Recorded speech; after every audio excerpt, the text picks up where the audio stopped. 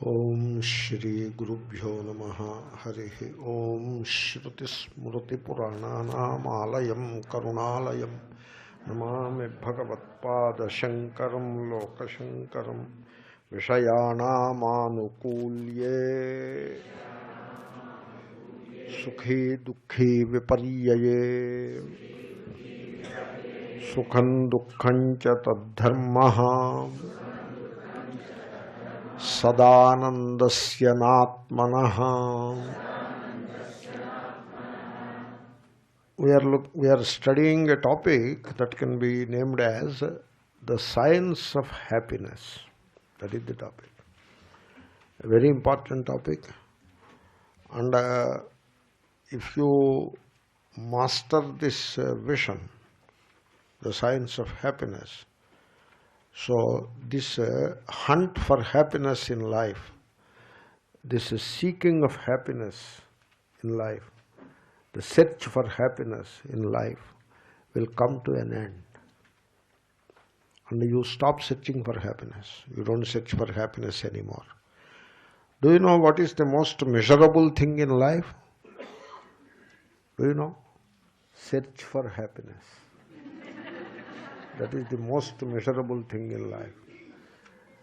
I may sound a bit incredulous, but that is the truth of life. Namely, you stop searching for happiness. You listen carefully. It may sound incredulous. You stop searching for happiness. You will not know what is misery in life. And all search for happiness is misery. Now you know how much ignorance is there in life about happiness. So much ignorance is there. This is one thing which we have to come to terms. Then one more thing is that one more thing which is particularly important because of its a Viveka nature. There is a Viveka. Everywhere the Viveka. You see, Sukha Dukkha versus Ananda. This is the Viveka that we have to come to understand.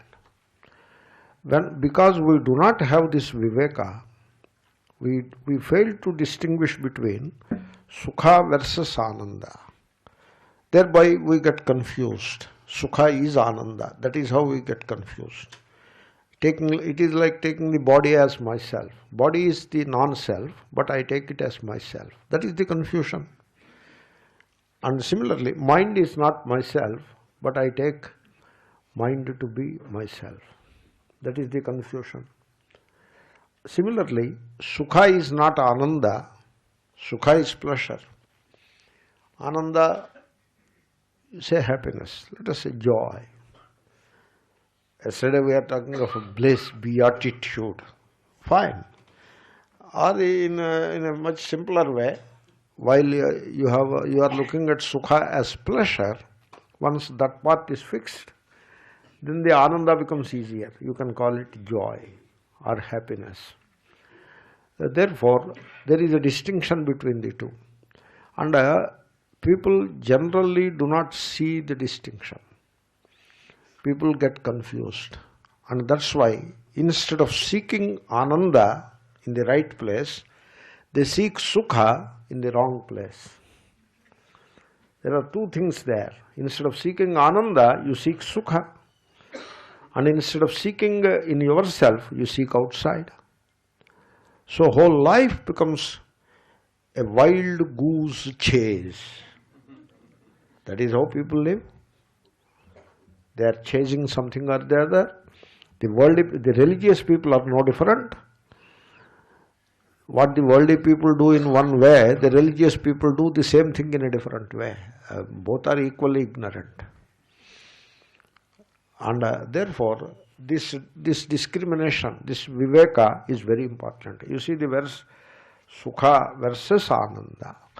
You see, it is not difficult to see the discrimination provided it is understood correctly. You see, what you call Sukha, pleasure, is nothing but sense gratification. That is what it is. Whereas Ananda is one's own essential nature. It is Swarupa. That is the discrimination between the two.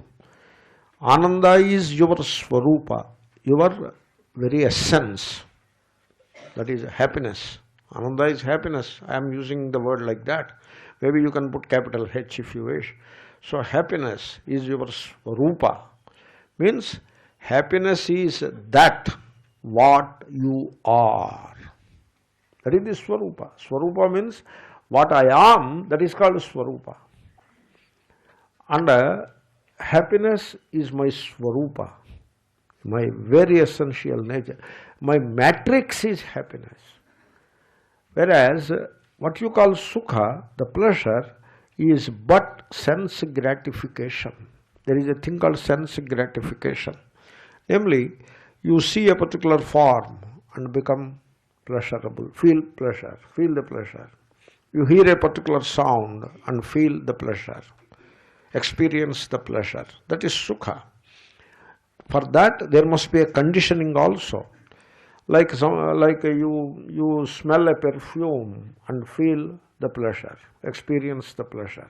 There must be conditioning. Without conditioning, the pleasure won't come. This merchant who wants to sell a perfume to you, what will he do? He will, without your permission, even while you stop him, yet he won't stop. He will open the bottle a little, a wee bit he will open. And he allows a few molecules of the perfume to hit your nose, inside the nose. And immediately a sensation is created. Electrical sensation it is. And that sensation is transmitted to the brain cells. Some part of the brain receives that sensation. It's an alternating current it is.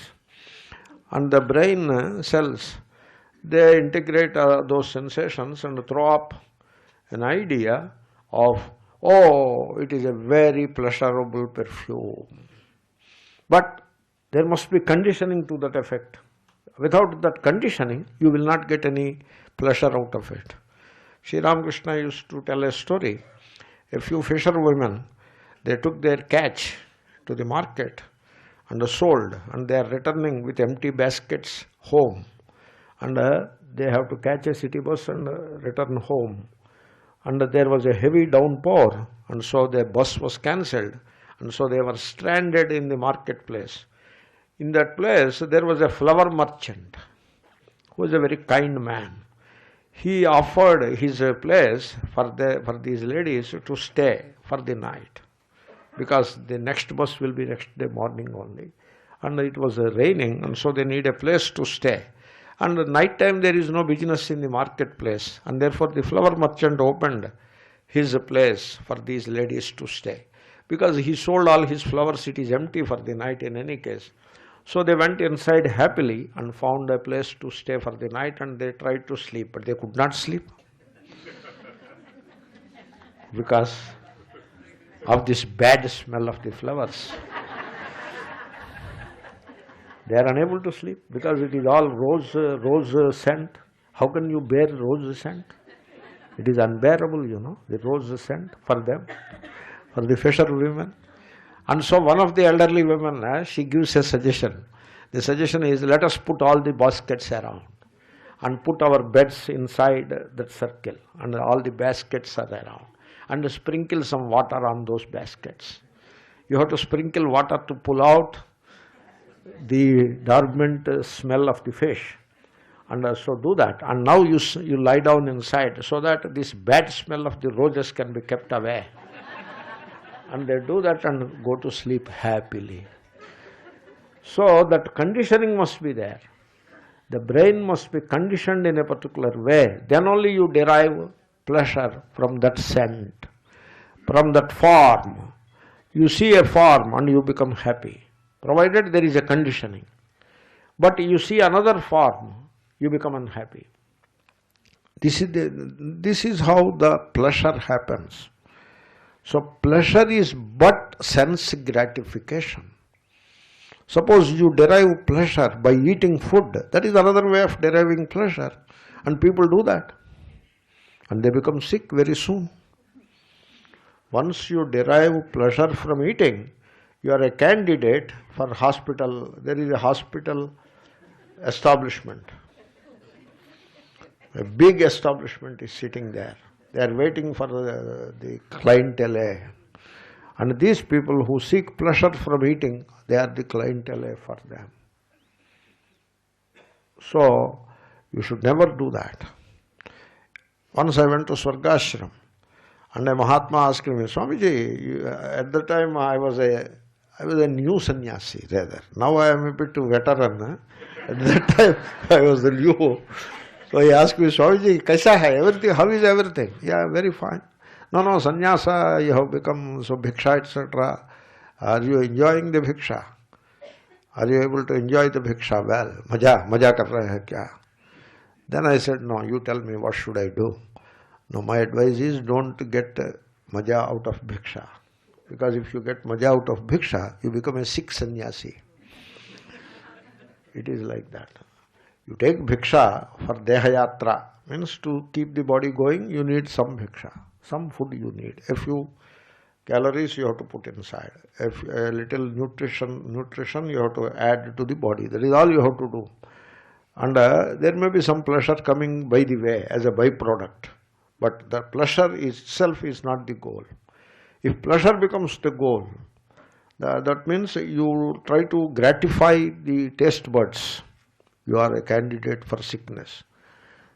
All these means of pleasure seeking are like that. They are all the source of so much pain in life. That's why when there is an occasion, suppose a birthday. First of all, birthday itself is a myth. You must be totally ignorant to imagine a birthday for yourself. And then use that occasion to celebrate. What do you do for celebration? What do you do? Sense gratification. That is what you do. You decorate the place so that you feel good to look at the whole thing. And you make a lot of food so that you gratify the taste buds. And you wear good dresses, soft and silken dresses, so that the skin, the sense of touch gets gratified. And the mind is the worst thing. It wants gratification all the time. When I mean sense gratification, I include mind in that. Inner sense organ it is, inner organ. Therefore, you want the gratification for the mind. A rich man gets gratification, mental gratification, by looking at his riches. When will he enjoy those riches? He will not be able to enjoy any of those riches. He is already sick also. Some of his riches will go to the hospital establishment. There is a medical establishment is there. It sucks all wealth into itself. And therefore, the rich man's wealth, there is a pipeline to the hospital establishment, and all that wealth will go into that establishment. This is a no-win game. Nobody wins in this game. The rich man doesn't win because all this wealth is going to hospital establishment. They don't win either because they become rich in the process and they become sick too. This is a very no-win game it is. It is a very corrupt game. And it is our folly that we engage in this game of sense gratification. So when you gratify the senses, what you get is pleasure, sukham. And then the danger is the pleasure alternates with pain. It is like you are seeking the heads and get tails in the bargain. You cannot get heads without tails. You cannot get the obverse without the reverse. You cannot. You cannot have a white fortnight without the black fortnight. You cannot have the day without the night. No, I want the day. Yeah, between one day and another day, night intervenes. Some people want only nights, but then between one night and another night, day intervenes. Similarly, the pleasure and pain alternate. Therefore, while seeking pleasure, you are grabbing pain also, whether you like it or not. Therefore, this whole process of seeking pleasure, you should give up. You should put an end to it. And I find sometimes, to my utter amazement, when I talk of Giving up kamya karmas, give up kamya karmas. Give up the worship of God for the sake of fulfilling a desire. Give it up. No, we are worshipping God. You are not worshipping God. You are worshipping your sense gratification. God is a poor accomplice in your sense gratification. Give up. All kamya karmas, lock, stock and barrel. Just give up. Don't pursue it. Because through God you pursue sense gratification. It is most unbecoming of doing that. Being people of students of Vedanta, it is unbecoming to pursue sense gratification via media God. Should not do that. Because pleasure alternates with pain. Suppose you perform a ritual and go to heaven. This is the religion. You perform a ritual and go to heaven. Jyotishtomena swarga kamo yajeta. You know what is the Shabda Bodha? Jyotishtomena swargam bhavayet. Bhavayet means kuryat. Bhava means kriya. Means you have to create or manufacture a heaven for yourself by performing this ritual. It is like going to Dubai. So, pay some money and go to Dubai. What will you do there? Dubai is a Trishanku Swarga, it is. So, this is a Karma Bhumi and America is a Swarga, and in between Dubai is sitting, Trishanku Swarga. So, go there. And what will you do? No, there is firecrackers or whatever. So, for display of firecrackers. So, what will you do with the display of firecrackers? I will look at it. Then what will you do? Eat, drink, and then jump around. Call it dance. This dance is a very funny thing, I tell you. You jump around, maybe in a rhythmic way, and call it dance. Why should you do that? Why not sit Sthirasokham asanam and do some meditation? Why should anybody dance? I have seen good-meaning people who have understood Vedanta well, who could communicate Vedanta well to others. In their folly, they have introduced this dance into the system and the whole thing collapsed. You should not do that. You don't need it. No, Bhagavan likes dance. How do you know? This is craziness. Bhagavan loves dance. Bhagavan loves, in South India we say Bhagavan loves pulihora. That's the tamarind rice Bhagavan loves. So who told you? You like tamarind rice. I say Bhagavan loves coffee with a donut. That is what I say. Now, will you accept it? So, all funny things to say. Why do you say these things?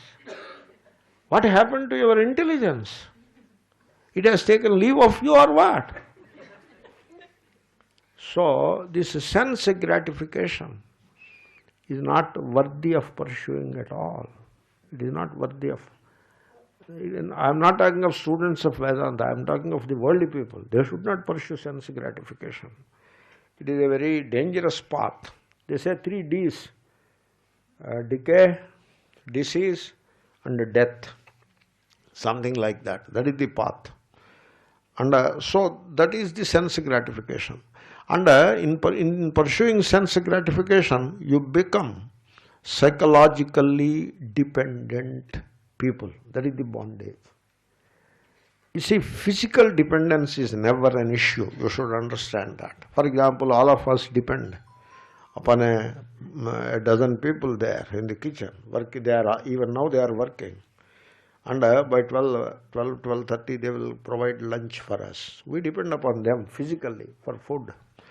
And the washer man or washer woman, we depend upon them physically for keeping our clothes clean. And we depend upon the farmer or the agricultural people to produce crops. So you physically depend upon the entire society. It takes a village for a child to grow. You depend upon the society physically. That is the fact of life. And another fact of life is physical dependence does not bind you. It doesn't bind. What an interesting observation it is. You physically depend upon so many other people for your food, for your rahan sahan. To have a simple life, you depend upon a dozen people. If you count, the number goes into a few dozens. That we depend upon them for our simple lifestyle. But that is not a bondage. There is no bondage in physical dependence. You can notice that. Whereas all bondage consists of psychological dependence. Therefore, now when you seek pleasure, you psychologically depend upon a few things. The Vishaya outside, the objects outside, as the verse says, the objects must be favorable to you. Shabda Sparsha Rupa Rasa Gandha must be favorable to you. That is, you are psychologically dependent. I want this music only. I don't want that music. That becomes psychological dependence. You see, people, they use a flowery language to cover their psychological dependence. So instead of saying, I am psychologically dependent upon Carnatic music, instead of saying that, he would say, I love Carnatic music. You see how misleading the statement is? He is psychologically dependent upon Carnatic music. He cannot be happy without Carnatic music. That is his psychological dependence. And so he gives a flowery language to it, saying that I love Carnatic music. Why should you love Carnatic music? Why should you? Why not some other music? Why not no music at all? Why should you love music? You can be without music. You mean to say Atma requires music? You got it all wrong. Now, I appeal to you, do not conclude that Swami TV is against Carnatic music. Don't do that mistake. I am not against Carnatic music. I love Tyagaraja's songs because they have so much wisdom in them. They are like Upanishad. Tyagaraja. I may not like every other thing that goes in the name of Carnatic music. Tyagaraja is a special thing. And I love Hindustani music also. Mirabai. I am being apologetic and I am trying to defend myself because I have created an impression that I am against something or the other. I am not against anything. I am not against. Avirodhan nibodhata. What is there to oppose? There is nothing to oppose in this world. It is all a myth. You need not oppose anything. You skirt. Go around. You don't oppose. Like you are walking in Rishikesh main road. Will you collide with everybody that comes across, that comes opposite to you? You don't collide with everybody. You don't collide with anybody at all. In fact, you skirt around people. That is how we do in India, in a marketplace. You do it in life also, same thing. Just skirt around. Don't collide with anything. Because if you collide, you will get reaction back. Don't collide with anything. Just skirt, go around. Anyway, coming back to the point, don't ever seek sense gratification. Having said something about music, I say if the music is used for laya, means for the resolution of the mind and abiding in oneself, if that is the purpose of music, wonderful. It becomes a means of self-abidance, atmanishtha, that is fine. But music pursued as sense gratification is bondage, even when it is classical music. You see, it is a mental kind of perception, classical music. What is classical about music? Just because it was there some 200, 300 years back, it becomes great. What about modern music? Latest music is also equally good. Some of the modern music is as gratifying as any other music. All human perception is like that. That's why I say that perception must be there. That conditioning must be there. Then only the sense object becomes gratifying, otherwise not. Therefore, you become psychologically dependent upon the outer Shabda Sparsha Rupa Rasa Gandha. That is bondage. And then the mind. Mind is attached. In a given relation, it is attached. What is attachment? Psychological dependence. And people call it love. When somebody says, I love my son, he gave a very sacred name to it. It is not a loving son, it is psychological dependence upon the son. Son or daughter, whatever. All these relations are traps. They are sources of psychological dependence. And the attachment, another name for psychological dependence, we call it love. Thereby, the viveka is lost. It is not love, it is attachment. And you give the name love. And now you will not know what is love. When the so-called love is directed towards a person or a few persons, that is attachment. Love is like the fragrance of a flower. The rose, it blooms and spreads the fragrance. Now the fragrance is not meant for some and it is not denied to some others. It is same for all. The rose, fragrance of a rose. Love is like that. Love is a scalar. It is not a vector. He is a loving person. Means he loves all who come in his way. That is love. Now you say, I love my son. That is, how can that be love? That is attachment. You say so only because you don't know what love is. Therefore, all the relations are there only to gratify the ignorant mind. That is the gratification involved. And therefore, when you seek gratification of the mind through relations, in doing so, you are psychologically dependent upon the other person. You know what is a conflict in a relation? You are psychologically dependent upon the other person, wife or son or whatever. The other person is not psychologically dependent upon you, therefore you are unhappy. Can you believe it? So the mother is psychologically dependent upon son, and the son is psychologically dependent upon his newly found partner in life. So there is a conflict. He is not psychologically dependent upon mother anymore.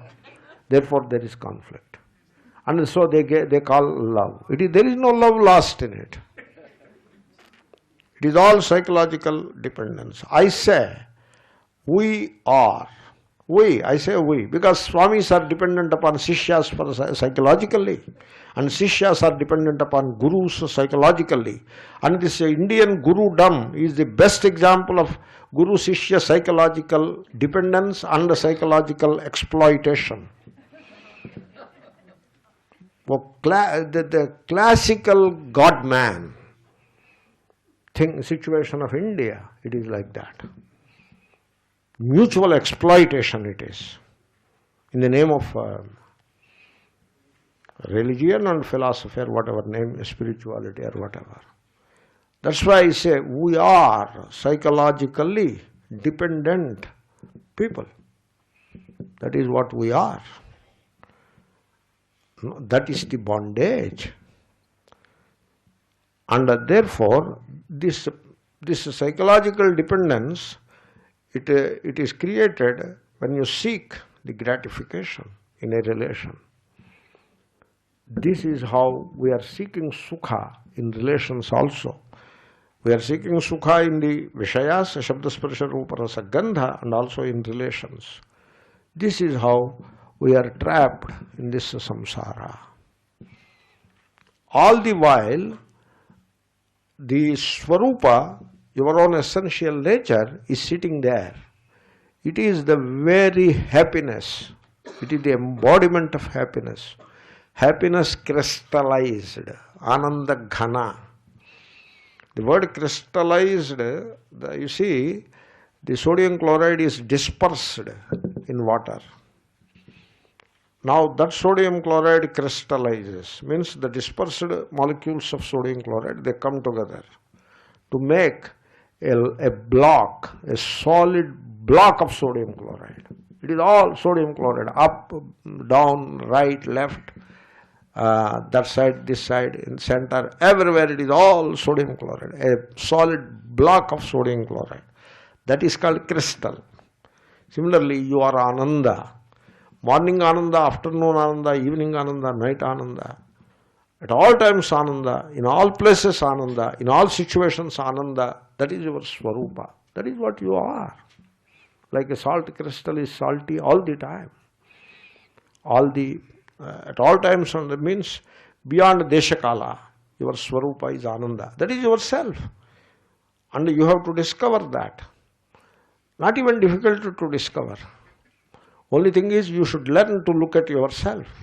But people are busy looking outward because they are seeking gratification of the senses through the objects, sense objects, and they are seeking gratification of the mind through relations.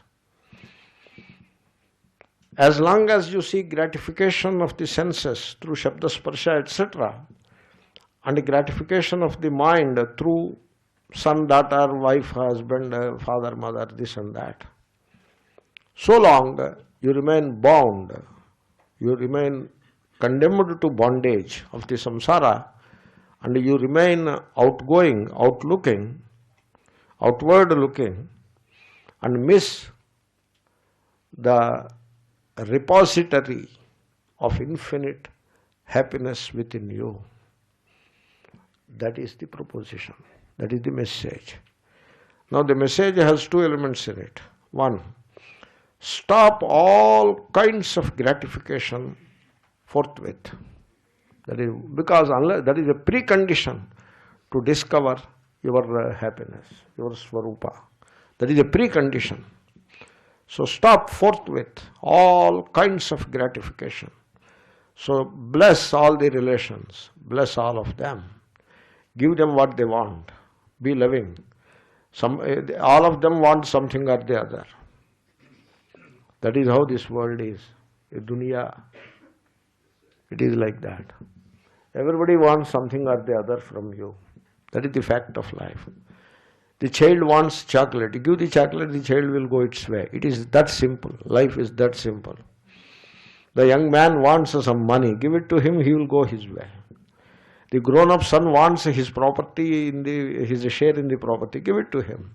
He will be happy. So that you will be left alone in peace. They all want something or the other. Give it to them.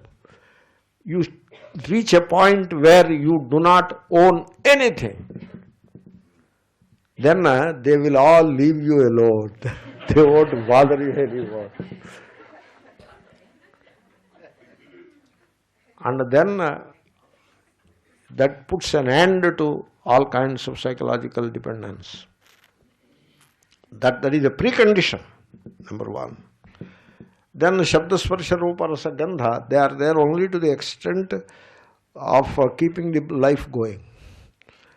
In a practical way, you listen to some sounds and respond. See a few forms and respond.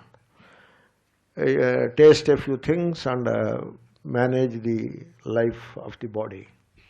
Like that, nothing more. No psychological dependence, no attachment.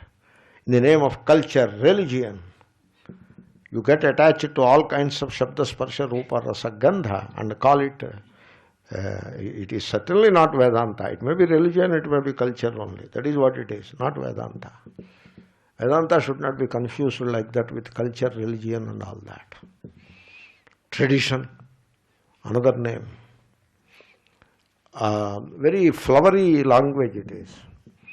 So it is the language very misleading. So do a silly thing and call it a tradition. Catch the proverbial tradition. Catch a cat and imprison it underneath a basket. Why do you do that? It is our family tradition. So like that. All silly things we do in the name of tradition. And some of the customs that we follow are utterly meaningless. And quite often they are opposite to the reality of the, opposite to the vision of the rishis and opposite to the vision of truth. So we have to examine some of these things. Gatanugatiko lokaha. It cannot be like that. Anyway, I have digressed. Coming back to the point, I am discriminating between sukha versus ananda.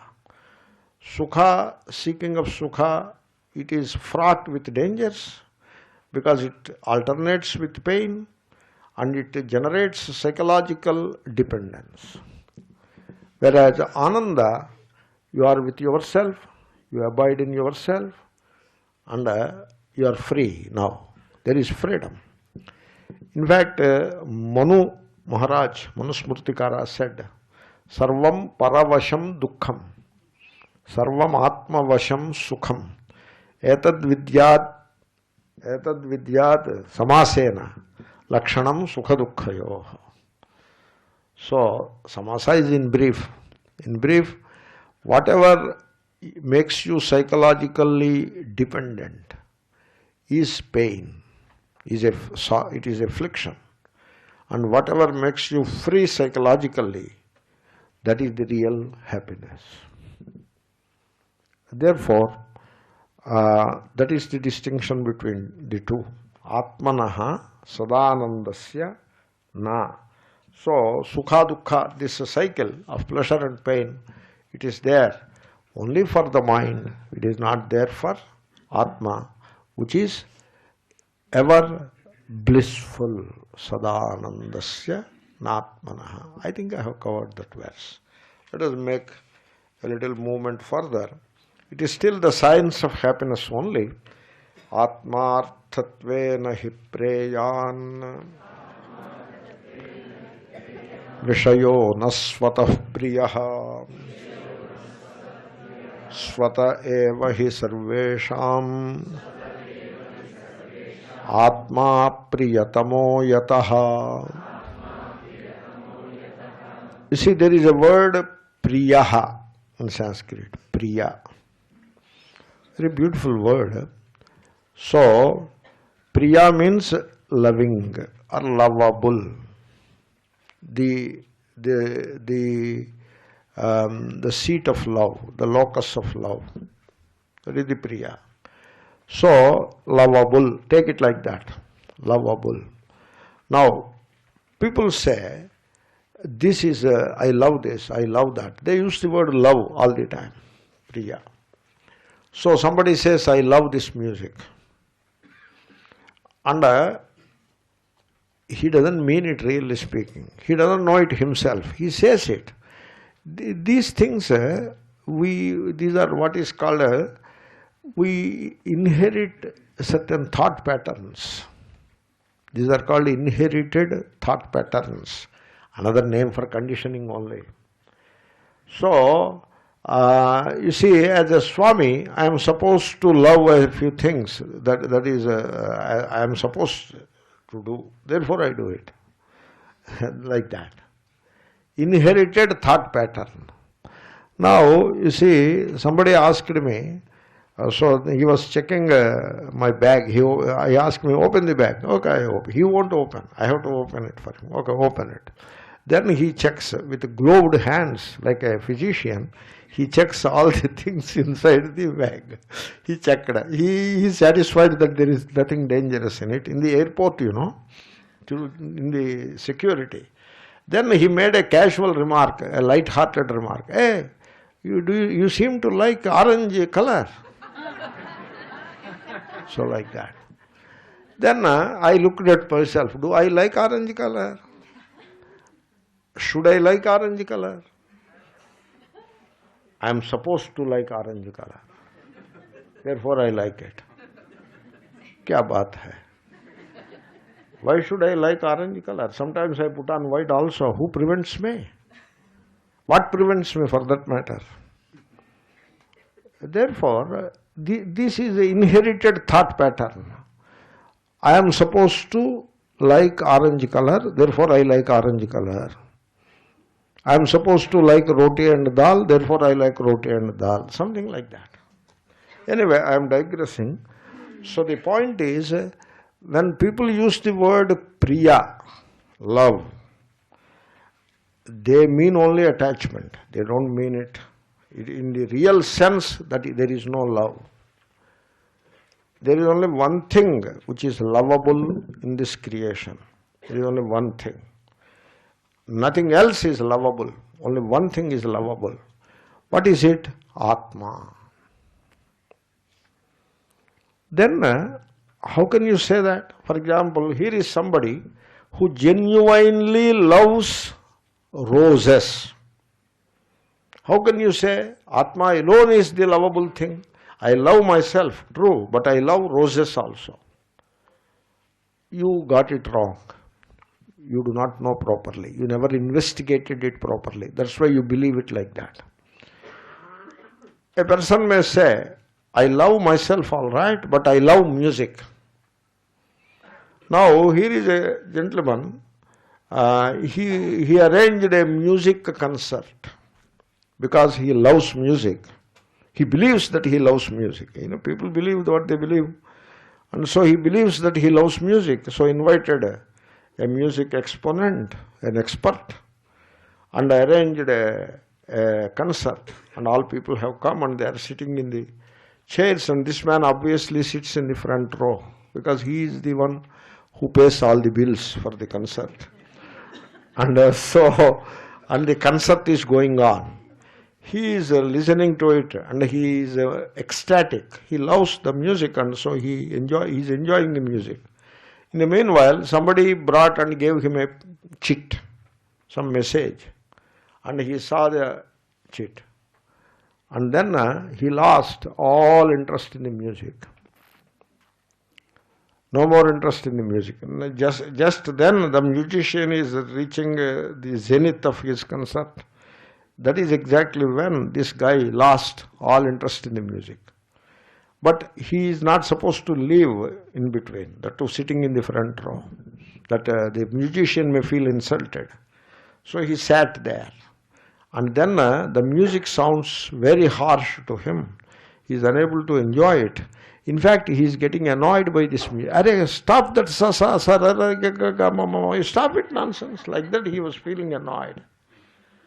The same music which he felt he loved so much, the same music becomes abhorrent and harsh sound it becomes. Why? What happened? So, it is not the love for music per se. It is something else. You see, this is one topic which is not easy to present properly. I am exhorting myself, okay? So, you believe that you love music. You are wrong. You love your true self. True self, not the ego. What you love is your true self. Now, when the music reflects that love, then the music feels lovable. Therefore, it is not the intrinsic love which is present in the music that makes you love it. It is the love for your own true self that makes you love the music. I have put it in a convoluted way. I will try again. Please see this. Suppose I say, the rose is beautiful. Now, it is not the rose which is beautiful. You are beautiful. And your beauty is reflecting in the rose. And therefore, now the rose looks beautiful. Suppose you are not beautiful inside. You are annoyed inside. You are unhappy inside. Will the rose be beautiful? No. Therefore, it is not the rose which is beautiful. It is you who are beautiful. Therefore, Atma is beautiful, not the rose. When the rose reflects Atma, it looks beautiful. And when the rose, for whatever reason, stops reflecting Atma, it is not beautiful anymore. You got the point? One more example I will give you. Somebody purchased a Picasso $10,000 or even more, maybe $1 million. Very costly thing it is. So why people do it? If they know why they are doing, I will be glad. Because this is something crazy thing it is, and there must be something in it. The beauty of the Picasso is a different thing. That has to be understood carefully separately. That I will come to it. So this guy purchased a Picasso, and what he has to do? He has to hang it to the wall. And then whenever he sees it, he becomes joyous for 1.5 days. Okay? By 1.5 days is already over. It is hanging more than 36 hours now. Now when he looks at it, it is not joyous anymore. And after a while, he stops looking at it. This is what I call, the Picasso has become a part of his monotonous existence. You see, they make a palatial building, a dream house, and they love it for a week or so, or 1.5 weeks. Afterwards, they don't get any joy out of it. It becomes part of the monotonous existence. You purchase a diamond ring and you love it for 1.5 days as usual. And afterwards, it becomes part of your monotonous existence. It doesn't give you any happiness whatsoever. Therefore, if there is happiness or love intrinsically in the thing, then it should give you happiness and love all the time. It is not giving. But how do you explain? For 1.5 days it made me happy. And I felt it is lovable for 1.5 days. How did that happen? You know how it happened? For that short period, it was reflecting the love of your own true self. That's why it appears lovable. You stand before the mirror and you love the image. Only as long as the image reflects the love of the true self. When the image fails to reflect the love of the true self, then you look at the image and become sad. Therefore, there is only one thing that is loved and that is lovable in everybody's life, and that is the inner true self, innermost self. That is the only thing loved in this world. In the relationships also it is like that. I tell you how. You see, I will present a sequence before you. You see, this guy, this young man, he saw her for the very first time. Now what is she? An unknown person. Right? An alien person, unknown. That is what she is. So in his mind, she is a person, a neutral person, not known to him. In his mind. And then he looks at her and falls in love. Love at first sight. In our Kavyas, it is love at first hearing, not first sight. So Damayanti hears about Nala and falls in love with him. Sita hears about Rama and falls in love with him. Like that, many cases are there. It is all about hearing only, Shrotrendriyam, not Netra. But in modern times, it is Netra. So he saw her and he has fallen in love with her, love at first sight. Now he looks at her as my beloved. One moment before, what is she? A neutral person. After one moment, she is the beloved.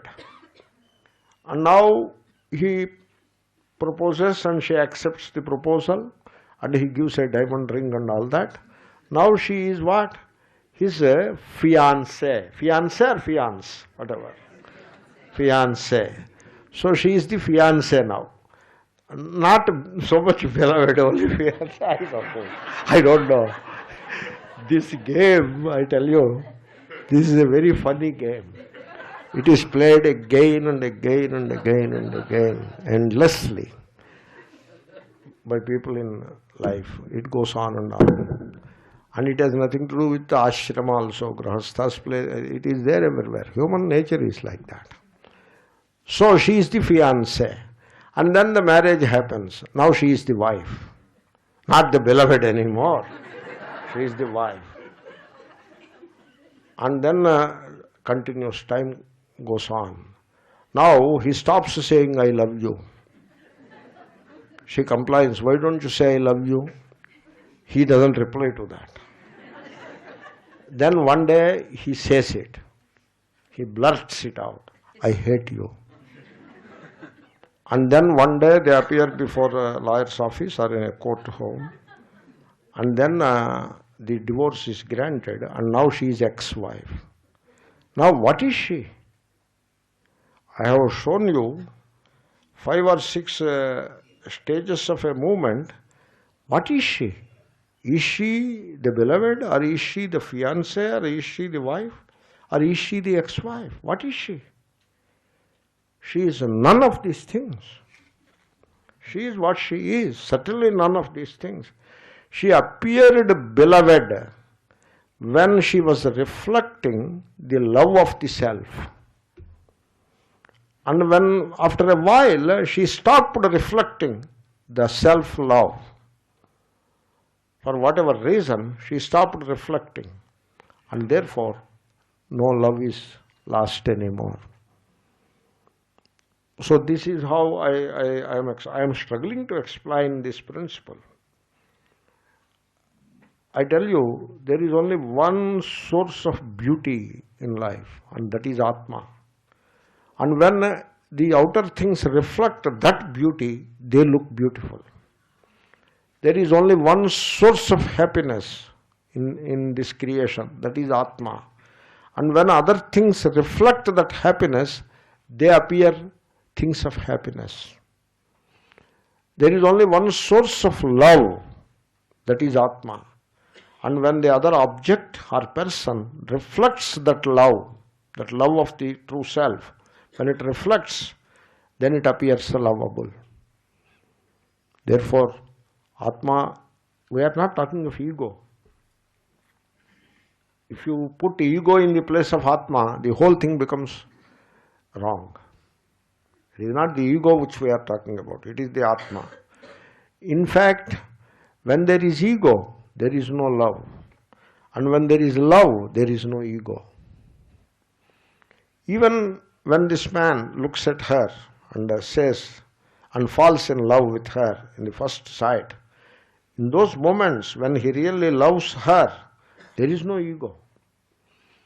The ego comes later. And when the ego comes, the love is not pure anymore. It is turned into attachment.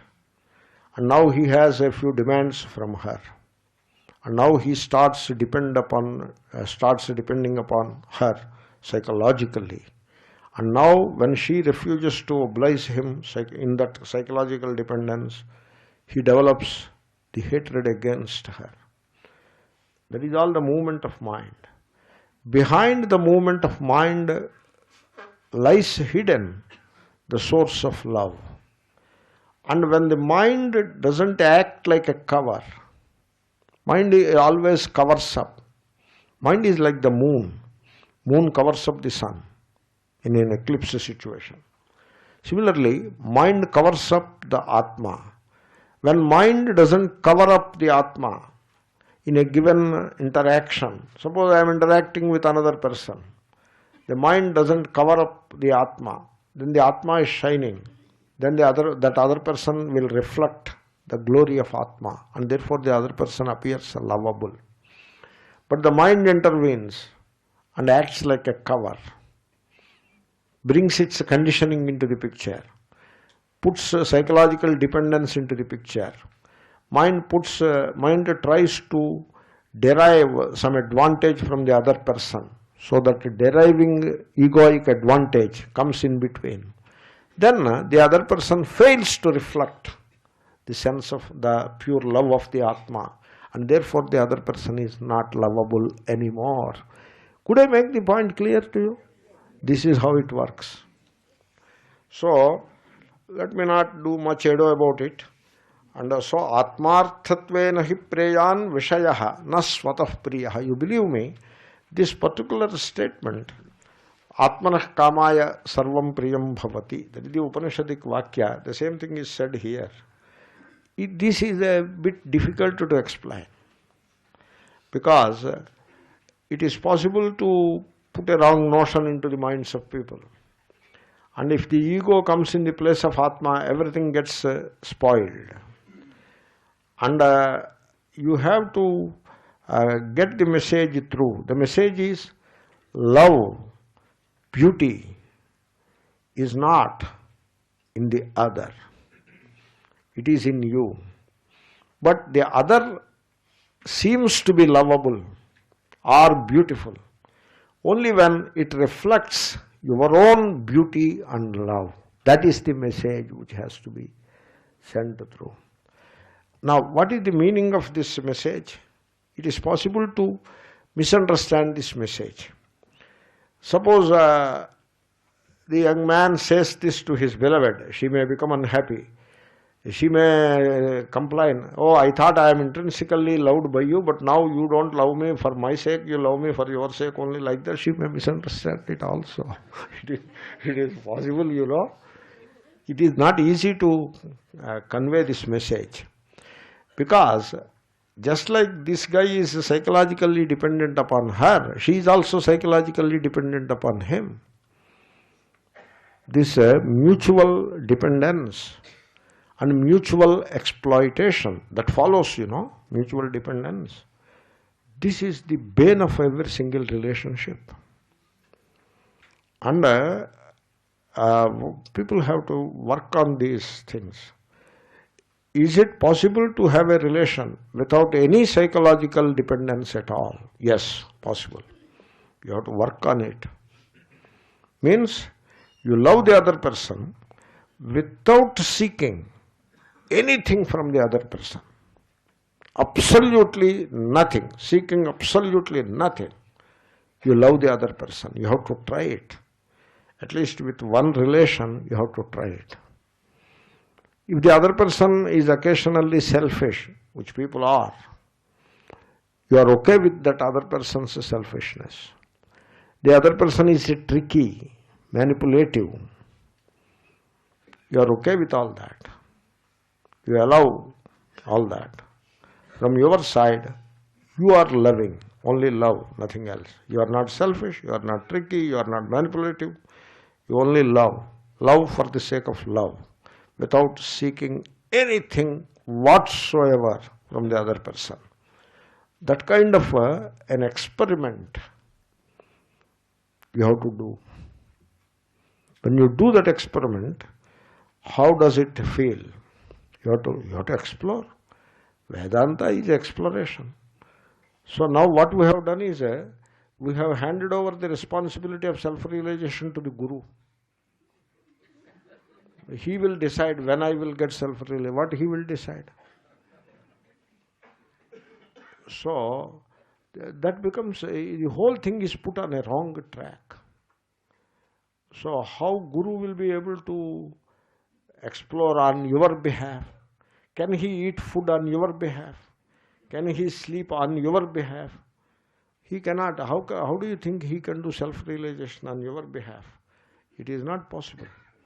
So you have to take out this self-realization from a lot of dross that accumulated around it in the name of tradition and culture. You have to take it out and make it more fresh and approach it with the simplest of the mind, with a simple mind, not a conditioned mind. And you have to approach it with love, and you have to approach it with a total self-reliance. You have to rely upon yourself. The so-called Guru can be there as a pointing finger, nothing more. It is like going up a palm tree or coconut tree. Do you know there is a proverb in Telugu? He has to go up the coconut tree to catch the to get the coconut. Somebody is pushing from below. How much he will push? How much he will push? He will push, and then he has to crawl up, or he has to push all the way. He cannot. So, like that. So, you have to experiment. You have to explore. Learn to love without seeking. That becomes a discovery. And see how it feels. When you love while seeking, how it feels measurable. Because the other person can never live up to your expectation. Therefore, you love while seeking, the relationship is a source of pain. You try to love without seeking and see how it feels. It feels very liberating. That kind of a love, so once it grows upon you, now you are able to love everybody. Whosoever comes across you, you are able to love. That love has no bounds. It has no direction. It is given to all and denied to none. You will grow into that kind of a love. And then that love, it starts reflecting in everybody. Not in selected people. It starts reflecting in all. Then you love all. And it starts reflecting in all insentient objects also. Then this I like this, I don't like this kind of, these opposites are gone. You are indifferent to all. When you are indifferent to all, you end up loving all. The Vairagya and Prema, they go together. And a point comes when you love all. And another name for that love is God. What we have done, we have made a caricature of God and created a set of mechanical rituals to worship that caricature. And in the process, lost sight of the true God. Love is the true God. But now you are saying Atma is the true God. Atma is the true love. Yeah, Atma and God are one and the same. They are not different. So this is how the science of happiness and love has to be appreciated. We will continue with it. Om Purnamada Purnamidam Purnasya Purnamadaya Purnameva Vashishyate. Om Shanti Shanti Shanti. Harihi Om Shri Gurubhyo Namaha. Harihi Tat Sat.